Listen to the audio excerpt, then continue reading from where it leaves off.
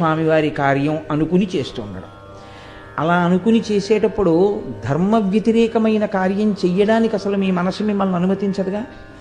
కాబట్టి ఏ కార్యం చేస్తున్నా ఇది వెంకటేశ్వర స్వామి వారి కార్యాన్ని నేను చేస్తున్నానన్న భావనతో చెయ్యడం. 4, వెంకటేశ్వర స్వామి వారి యందు నిరతిశయ ప్రీతి కలిగినటువంటి పరమభక్తులైన వారితో కూడి ఉండడం, అటువంటి వారి పట్ల ప్రేమ కలిగి వారితో ప్రవర్తించడం.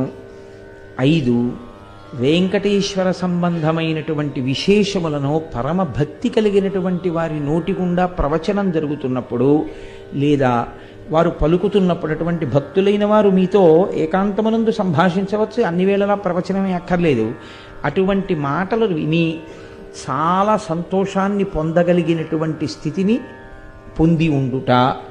కాబట్టి అక్కడికి 5. 6వది వెంకటేశ్వరునితో సాన్నిహిత్యము లేదా వెంకటేశ్వరుని నిరంతరము మనసులో పెట్టుకుని ఉండేటటువంటి వారెవరో అటువంటి వారికి మీరు ఉపకారము చేయగలిగిన స్థితి యందు నిలబడుట. అంటే